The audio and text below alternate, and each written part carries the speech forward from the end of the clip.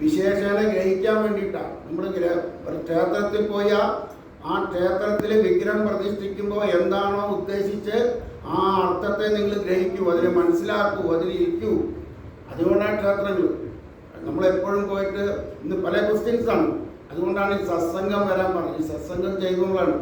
പിന്നെ എന്തുകൊണ്ടാണ് നമ്മുടെ എല്ലാ വൈദിക ഗ്രന്ഥങ്ങളും സത്സംഗം. അപ്പോൾ നമ്മൾ ഭാഗവതം കേൾക്കുന്നു. ഭാഗവതം തുടക്കത്തിൻ്റെ സത്സംഗം അല്ലേ? ശൗനകാദികൾക്ക് അവിടെ സത്സംഗം. പിന്നെ ആ സൂതമഹർഷി എന്താ പറയുന്നത്? ഞാൻ ശുഖബ്രഹ്മർഷിയും പരീക്ഷത്തിൻ്റെ അവിടെ ഇരുന്നതും നിങ്ങൾക്ക് പറഞ്ഞു തരാം അല്ലേ? ആ ശുഖബ്രഹ്മർഷി എവിടുന്നാ വരുന്നത്? ഭാഗവതം വിഷ്ണു ആദ്യം ബ്രഹ്മാവിന് ഉപദേശിച്ചു കൊടുത്തു, ബ്രഹ്മാവ് നാരദന് ഉപദേശിച്ചു കൊടുത്തു, നാരദം വ്യാസമഹർഷിക്ക് കൊടുത്തു, വ്യാസമഹർഷി ശുഖബ്രഹ്മർഷിക്ക് കൊടുത്തു. ആ 7 ദിവസത്തെ ആയുസ്, പരീക്ഷത്തിന് 7 ദിവസമേ ആയുസ് ഉണ്ടായിരുന്നു.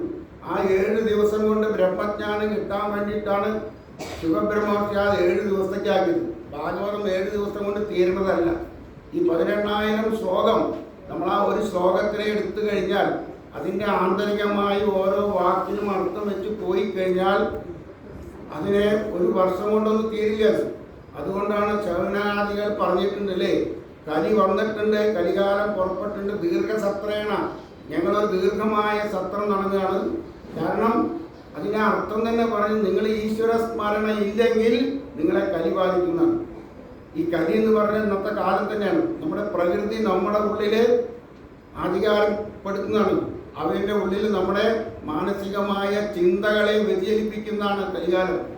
അപ്പോൾ അത് കൂടാതിരിക്കണമെങ്കിൽ നിങ്ങൾക്ക് ഈ ആത്മവിദ്യ, ഹൃദയവിദ്യ അല്ലെങ്കിൽ ബോധോദയം, ഇതൊക്കെയാണ് രക്ഷപ്പെടാൻ വഴിയുള്ളൂ. അതിനാണ് നമുക്ക് ഇങ്ങനെയുള്ള സത്സംഗങ്ങളിൽ ഏതെങ്കിലും ഗ്രന്ഥത്തെ ആത്മമാക്കി, ഇപ്പോൾ ഭാഗവതായാലും വേണ്ടില്ല, ഗീതയായാലും വേണ്ടില്ല.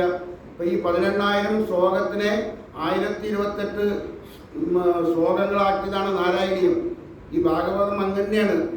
പക്ഷേ നാരായണീയം കുറച്ച് കട്ടിയാണ്. അത് സംസ്കൃതം ഭയങ്കര കട്ടിയായതുകൊണ്ട് പെട്ടെന്ന് അതിൻ്റെ അർത്ഥമൊക്കെ മനസ്സിലാക്കാൻ പറ്റില്ല. പക്ഷേ 6 മണിക്കൂർ കൊണ്ട് നാരായണീയം വായിച്ച് തീർക്കാൻ പറ്റും. ഭാഗവതം വായിക്കണമെങ്കിൽ ഇപ്പോൾ എല്ലാവരും 7 ദിവസം വേണമെന്നാണ്. 7 ദിവസം കൊണ്ട് ഒരു ദിവസം 53 അധ്യായം വായിച്ചാൽ 7 ദിവസം കൊണ്ട് തീരുള്ളൂ. ഭാഗവതം വായിക്കുന്നത് 53. ഈ 53 അധ്യായം വായിക്കണമെങ്കിൽ ആദ്യത്തെ 4 സ്കന്ധം കഴിഞ്ഞു. പക്ഷെ അതിനകത്ത് എത്രമാത്രം ശ്ലോകങ്ങളുണ്ടാകും.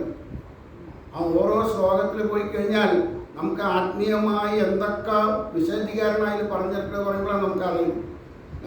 നമ്മളും അതിൽ പ്രധാനപ്പെട്ടത് ഇങ്ങനെ പറഞ്ഞ് എടുത്തിട്ട് പോവാണ്. അപ്പോൾ നമുക്ക് അതിനു മുമ്പേ കുറച്ച് മഹാത്മാ